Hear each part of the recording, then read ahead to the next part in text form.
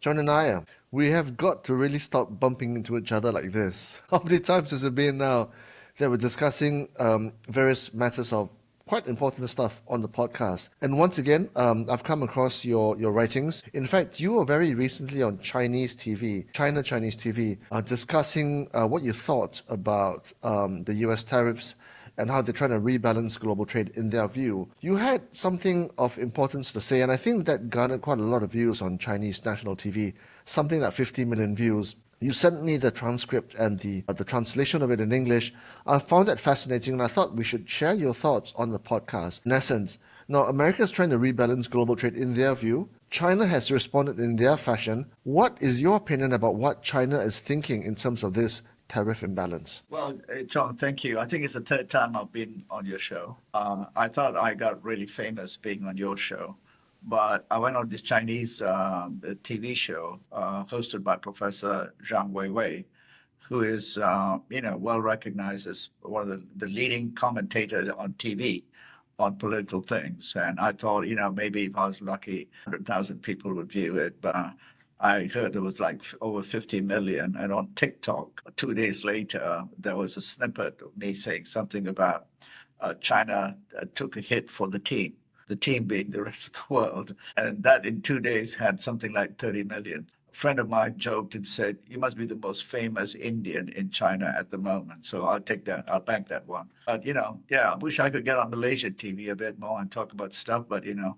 we're not a free country as China. No, I'm just kidding. Yeah, so to your question, right? Yeah, Just to cut to the chase and more seriously, what really struck me was the shock and surprise in China. And some of that comes across in the interview with Professor Zhang, that the United States could play such a simplistic game and risk so much pain for the rest of the world. I think this was the thing that hit me the most. The serious commentators were saying, we never thought, we were prepared for many things, particularly to hit us, but we didn't expect that a new US administration would be so reckless and seek to essentially impose its will on the rest of the world, and so recklessly without thinking through the consequences, all simply because it wants to hurt China. So the view in China is surprisingly unified. Even, a lot of people think everyone in China thinks the same way. This is not true. There are lots of different viewpoints in China, academia, social circles, etc. But one thing is very clear: people are mystified at the recklessness, the naivety, and the pure sort of anti-China sentiment going off the charts. And I found it really interesting, particularly in terms of the response, that there are millions of Chinese who were interested in the conversation. Someone like me, I'm not a world famous commentator, but someone who's willing to come forward and try and explain. And in which country would you get 50 million people on the night of the show was aired to tune in to, what is, I like to think, a fairly serious discussion? The sentiment is China is shocked that the US administration can be so reckless. But the other thing is the sentiment is we will not bow. We will stay dignified, but we will not bow, and we will take the pain if needed. In fact, even just yesterday, I saw something that said that China is willing to even bear the consequences of reducing all food imports from the USA. So this is the main thing that I felt in China. But for the average person, I was in Shanghai, and you go around the streets in Shanghai, and there's all these American brands and European brands, and you think, what are these politicians fighting about? I don't know if you know, but the largest Starbucks in the world is in Shanghai. I managed to. I don't drink that stuff, by the way. Just full disclosure here. But my hotel was next to it, and I walked into it inadvertently, and I asked them, "What is this place?" And they say it's the largest Starbucks in the world. So the irony of Americans talking about China, but at the same time, the Chinese being open to all the American brands and embracing a globalized multipolar world. Well, China, no good outcome can come from two lions on the hill and trying to fight over, one piece of global economic pie. What is, in your opinion, the Xi Jinping administration's thinking about this tariff plans by Donald Trump? What is their what is their thinking in terms of mitigating the potential fallout from this, and how far do you think it's going to go? Well, you're right in that no good will come out of it for the world or either parties. But I think we need to be very clear. I mean, China is not the United States, nor is it some European nation with 25 million or 60 million people like the UK. I mean, China is a civilization. Chinese commentators, a couple have been on international media to say, we've been around for 5,000 years, long before the United States arrived. We've been through many ups and downs. We will continue to be here. So I think the thinking in Beijing, and I can't claim to speak for the leadership, but the sentiment I gather is that, firstly, there can be no good, but whatever bad comes our way, we're prepared. I mean, that's the first thing to understand. We're prepared. And let's be very clear that the Chinese political system doesn't work on, hey, here's a new leader coming in, and then let's start planning for the next few years and look at the world. I think they have had 6-8 years to prepare for the possible return of Donald Trump, including his last 2 years when he was president, knowing where he was going. So many scenarios, I'm sure, have been played out, including this scenario. So China, I think, got prepared for worst case scenario, right? Including, for instance, okay, so we don't buy any food from China, from the USA. So what? What would that look like? How would we contain? And they've been preparing for that. I think the other bit that I think China has looked at is it's now its time to show global leadership that's politically expedient from its point of view, but also to show the rest of the world there are others willing to stand in solidarity with the smaller nations of the world who will probably suffer disproportionately, and to back them up. So I think that's a political expediency for China, and also saying where the rest of the world needs help, let's see if China can step in and do something about it. So I think those are the two things that is the thinking in China: protect ourselves, but also play a role, given that we are the only ones who can stand up. And let's be very clear, I follow this a fair bit closely. I've never seen so many positive things now being said about China by the rest of the world. China's standing in the world has gone up enormously,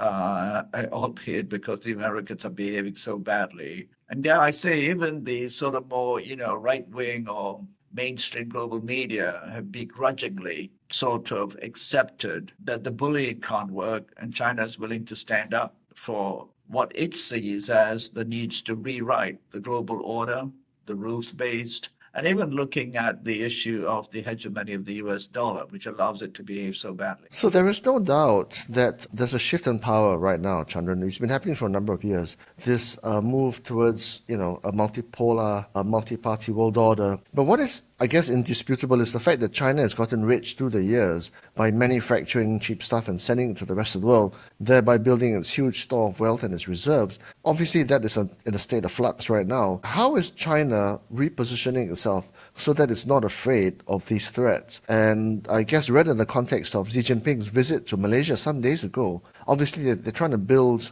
friendships within their neighbors and ASEAN.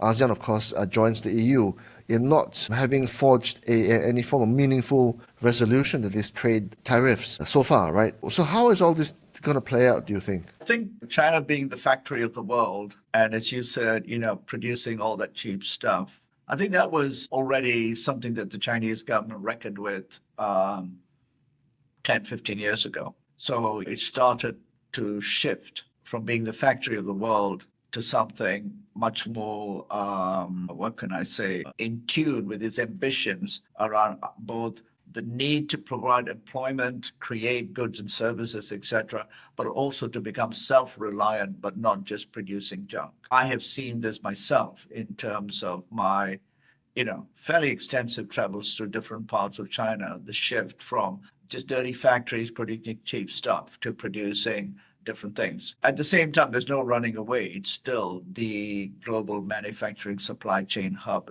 in the world. And therein lies the great transformations that I think this particular tariff war will trigger. So one of the things that I think we all should be thinking about in terms of what the American administration has done for the world, it has inadvertently provided a wake-up call to the world about an unsustainable economic consumption-driven model, right?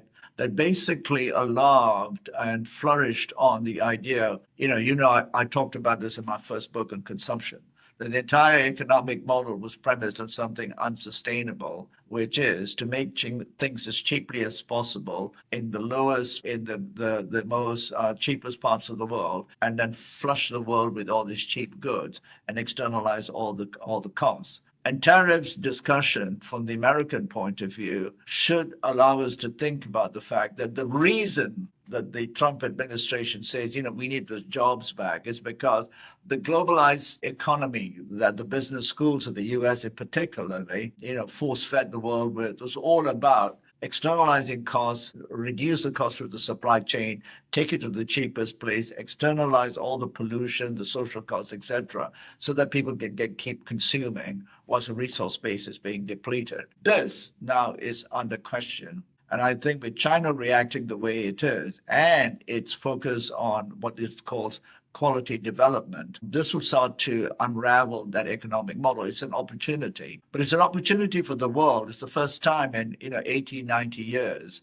that the world will have to confront this dilemma. The American reaction is essentially an outcome of losing jobs because of a model that sought to make things cheaper outside and export it to the rest of the world, and with all the consequences from climate to pollution to plastics all over the world. This is a time of reckoning, not just for the Americans, but for the world. And we'll have to do it different. Now, we can see China will lead that pathway, certainly leading the pathway in some of the new technologies for renewable energies, green vehicles, and other things. But it also has the policy, levers to change that. For countries like ASEAN, who do business with the rest of the world, not just with China, but with America as well, it's the eternal conundrum, isn't it, Chandran? How do we posture on the global stage in terms of keeping friends on both sides of what is essentially a trade conflict? ASEAN remains on the fence. I think our trade minister has flown over to Washington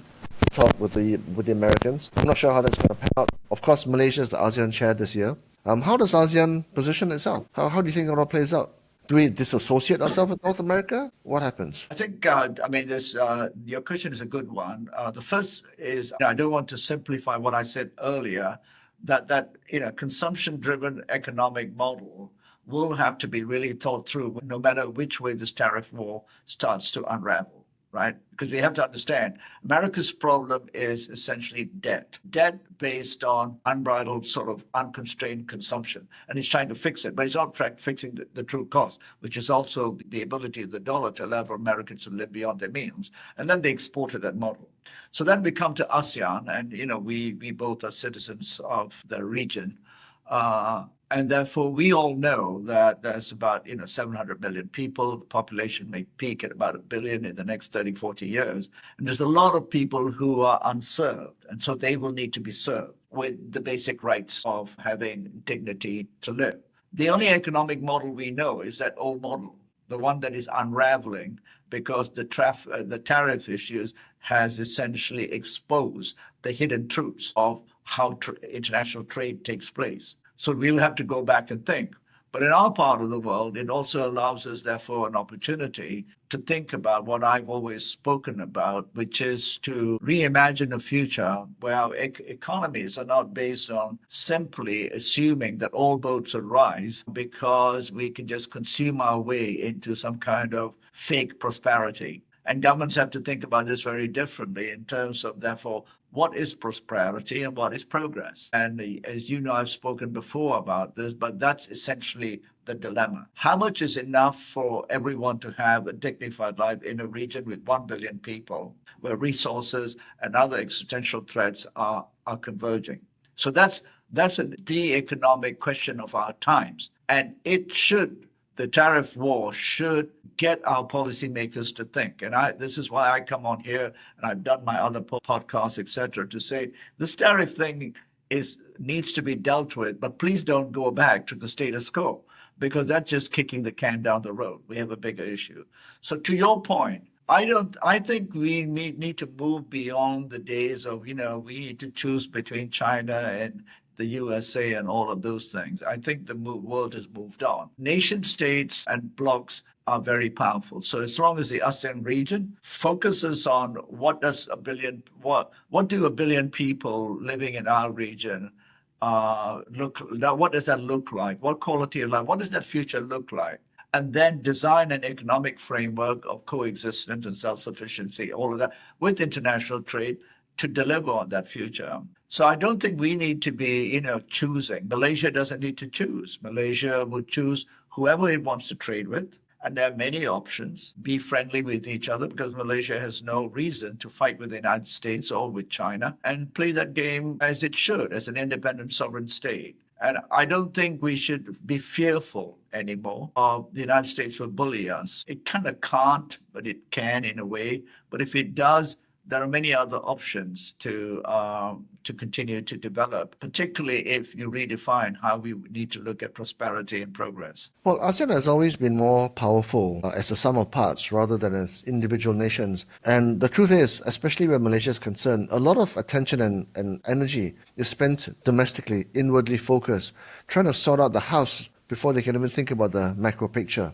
And that's Malaysia's situation. I mean, politically, we are at a crossroads as well, right? And you might say the same thing about other countries in ASEAN, right? How can ASEAN, what you present is a utopian ideal. It sounds great in theory, but can ASEAN, in this amalgam of 13 countries, get together and say, hey, we want to have this future. We don't want to be consumption focused. We want to be responsible, but yet we want to be, healthy and wealthy at the same time. Is it impossible? Yeah, I know when I see these things that people say it's utopian. Actually, it's not utopian. It's essentially the only way forward. And what I mean by that is, I don't mean, people don't consume. Well, we will all consume things. The question is, what is the byproduct of consumption? Who pays for the cost of those sorts of consumption? So, you can just look at food in the United States. Overconsumption has created a health pandemic, right? Obesity and all of that. This is negligence on the part of the state in terms of public health, etc. But the food companies, the fast food junk companies are so powerful, there was no way to control that. We are now in a different era. So I'm not saying people can't consume what they want, but it'll be priced in a way that we also understand. If you don't price that in, then a lot of people will be left behind. And as you say, we're in a crossroads. If we continue along this path and speak to anyone who understands the science, understands the economics, a lot of people will be left behind. So the question is, we can't let a lot of people be left behind, because that creates a whole host of other social disruptions. What sort of economic model do we look? And not simply believe that the one that we followed for the last 30 years is the only model. That is what I mean. That's not utopian. The consequences of the last 30 years of the economic model of overconsumption, wastage, etc., is evident for everyone to see. Poisoned land, seas, waters, climate, everything. So that's not like, oh, we'll deal with that problem later. That's inherent in the business model. So we have to think different. And I do think that the ASEAN cooperation, and I'm not trying to frame it in some utopian way, will be a necessity, right? Now, how we look at that, how we think about the strengths, etc., is up to the political leaders to decipher. I'll just give you one example. The European Union was a great creation. Its fatal flaw that it decided to align itself completely with the Americans. And therefore, geopolitically, as we can see, it's now essentially being abused. And the European Union is in dire straits. Why? It refused to think about the world in a different way and align itself with the wider world. I was 3 years ago in Brussels when I was speaking to a bunch of business leaders and political advisors, and I said the best thing Europe could do was to decouple from the United States in terms of not just going to bed with it on every damn thing that they could imagine, right? And decouple. Today, Europeans are aware that they should have done that. What I'm trying to say here is ASEAN, we're a very different state. The majority of our people in the region are still disenfranchised. And I've talked about this, 80% of our people are not served with proper sanitation. Now, when you put sanitation in, that's actually a consumption cost, right? Because you're consuming an infrastructure that is very important. Yeah, Chandran, at this point in time, I might suggest that I know you're quite passionate about the subject, but I think you might be moving the table and therefore moving the camera, which makes you look like you're on a trampoline with Donald Trump at this point in time. So we might not want to move the camera so much. I want to get into your head about what is coming in essentially 4 months' time, which is your book on China. And unlike most China books, which usually takes a side, right, either pro-China or bad China, right? It'd be a Swiss person that is looking at China, which is to say a neutral viewpoint, right? So I know you're going to have a lot of things to say. As a little taster of what your book will contain, let's just say what are the top 3 to 5 things that people need to understand about how China is trying to take its place at the top table of the global world order and how it might rewrite the rules for the next 100 years, in your opinion? Thank you. Sorry for my excited state. So the book was conceived about 2 years ago and conceived by an organization I belong to, which is the Club of Rome, China. The Club of Rome is an international organization, and I'm one of the founding members of the Club of Rome, China, one of 4. The 4 members are European, American, Chinese, and myself. And we decided that there's so little information that allows people to really understand what the real China looks like, apart from what you get in the mainstream, 95% of which is essentially a distortion of China. I mean, I read the Financial Times, the Wall Street Journal. I stopped reading all of this because I'm close to the action, and it's basically junk and lies. And we need something better than that. But there's very few out there that do that. The books tend to be either anti-China, lots of that, or very pro-China, and a few more balanced. But there were very few that actually looked at the core elements of Chinese governance systems to explain it. Because for most people in the world, including perhaps most of your audience, the first thing they will say is China is communist, and communist carries all these negative connotations. That's also the media. Secondly, it's essentially some kind of dictatorship police state, which is absolutely also another way to discredit. And third, it doesn't really understand the social fabric and the huge amount of progress made around the country, and particularly with regard to education, culture, technology, and those things. And how does it all work? So there are books that says when China rules the world and all of this, and looks at specific things. But we sort of try to essentially bring together the 4 key things. So do you understand really how the Chinese government works? It's not like, one man in Beijing and making all the rules with 5, 6, or 9 Politburo members who say yes, sir. It doesn't work that way. It's actually extremely complex, and that's why it can respond in the way it's responding, because it has a massive infrastructure of people doing hard work to govern. So that's an explanation as well. The second is to actually look at the social fabric and how Chinese people think about the nation and how it's held together. So that's one part. And the third thing is to answer certain questions that are consistently put out there to either undermine or demonize China. Things about, Xinjiang, what's happening there, the Tibet issues, the minority groups, and then particularly looking also at how technology has essentially helped change China, and then look at the strong aspect of culture that brings people together. So these are the things. And also to make sure that people understand that there are differing views in China. There are very strong academic views about how China should be governed, etc. And these views are actually amply shared across Chinese media, but it's not done in the same way it is in the West. It's just different. So that's the essence of the book, to highlight to people that it is a complex state. It is not some secret society run some commies. It's a highly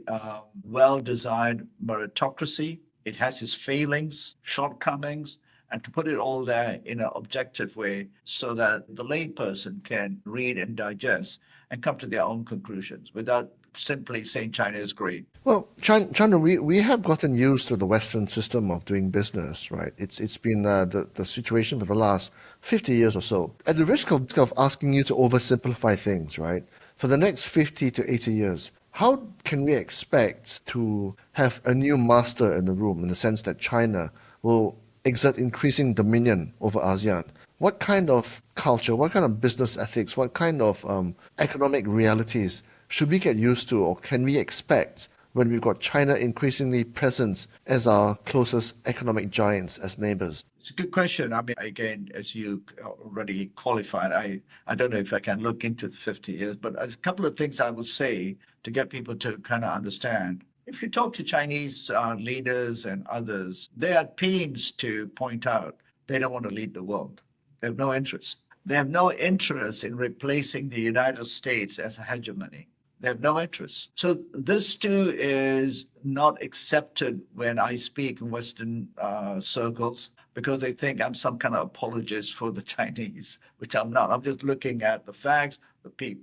It is not within the Chinese political philosophy to want to dominate the world.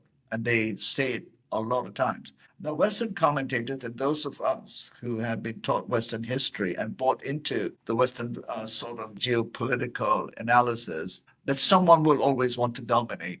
But that's the experience of the West, that domination is the only way, that history is based on a great power rivalry so that one can dominate the world. But that's essentially the last 500 years of Western domination of the world. I believe we live in the 21st century, and apart from the United States still believing in the archaic view that it should rule the world and be the policeman, etc., which it can't be, and it's failed repeatedly. And even in terms of its role as the guardian of certain global goods, it's failing miserably. I don't think other countries are interested in this. So when I look into the next 30, 40 years, and I said this is a turning point with trade, but other things as well, I see a different world being shaped in which it's truly multipolar. Clearly, the bigger you are, you'll have a bigger impact. But I see something like India, China, Europe, US, an African bloc having greater say as say in global things, and perhaps an ASEAN sort of regional bloc as well. But it requires all of those regions to look into the world and imagine what the next 40 years are going to look like. And I am not bringing my pet subject here just for the sake of to furthering what I think is going to be the critical issue.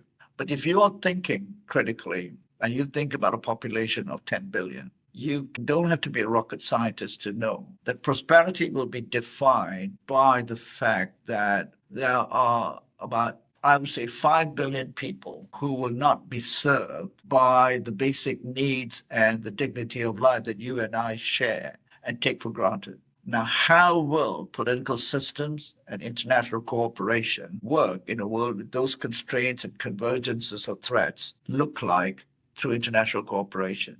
So I think then we need to see that ASEAN will need to be a region, both as a bloc and as individual countries, partnering with powerful nations like China and the United States to deliver on its own destiny of where it wants to go, rather than following the same old patterns. Now, the ability to shape a different future, a different political ideology, a different political economy will take wise leaders. That, I think, is the biggest issue.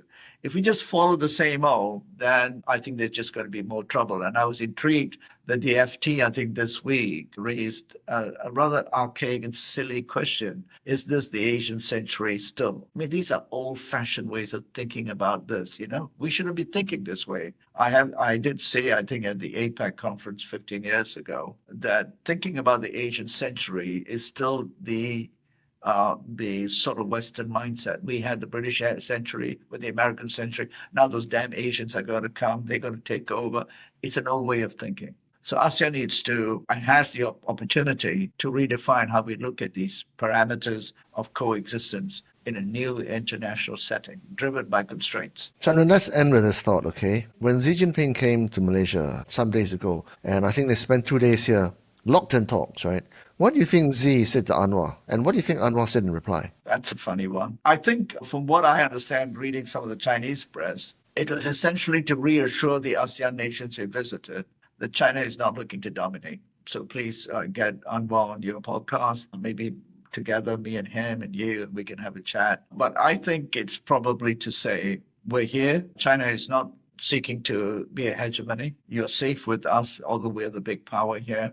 But we are also not going to impose ourselves on you, but we want to do trade, etc. I think that would be the biggest thing. I think from the Malaysian point of view, if I look at the traditional ways of looking at it, probably the Malaysian government was asking for investments, technology transfer, and the like. And that I would think, and trade deals.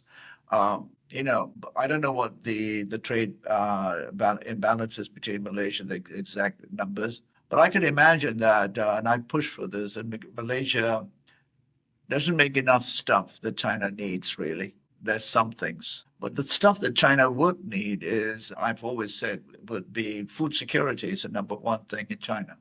If China says, okay, you Americans, we don't need to buy stuff from you, I think it's a huge opportunity in Malaysia to create employment, a high technology, food security models, and China would be very interested in buying food from Malaysia. So I'm sure there are other things as well. So I assume that the Malaysian Prime Minister asked for investments, etc. China doesn't need much from Malaysia other than to say we want to be your partners. There's some investment opportunities. We would like to be with you. And I hope the Malaysian government also said to the president that when your companies come in, can you make sure that they behave well, that they don't impose their ways of doing through either ignorance or arrogance on our country, but of course also to make sure that the corruption that lubricates some of these deals, leaders I assume also said we need to cut that out because we all know, it's public knowledge,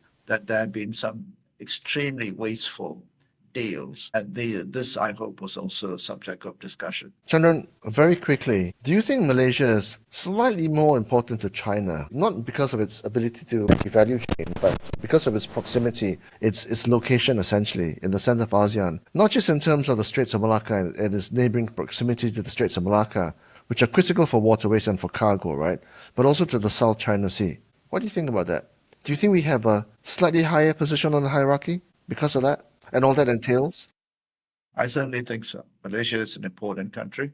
I also think you should not forget that the Chinese diaspora in Malaysia is a very important and powerful one. I think quite often, perhaps the Malaysian elites, the governments, forget how connected the Chinese business community and diaspora in Malaysia is connected to the Chinese government, the Chinese in China. And that's something that we should be leveraging rather than continuing to have our petty race politics, which we all talk too much about. And I think in that sense, I'm not sure the Malaysian politicians understand how important the Chinese Malaysian population is in all of this and how China also views them as brothers. And that is sometimes not properly understood. And I think, if I'm right, Malaysia has the largest Chinese population in Southeast Asia outside of Singapore. Would I be right saying that? I think so. Yeah, I've read the same thing in different parts of different books as well. So that's It's a interesting. very strong connection, and people don't understand this. And I think our 100%. politicians don't understand it. But the Malaysian government, if it wants more investments, etc., it needs to leverage the Chinese business community in Malaysia, give them many more opportunities to do that.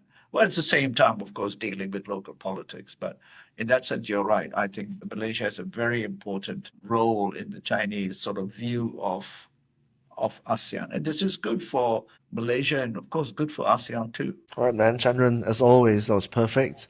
Very erudite. And thank you for sharing your thoughts, which you did share Chinese televisions last week. So hope to see you in Malaysia again and take care of yourself. Thank you. Thank you. Thank you for having me on. All right, man. Take care. Okay.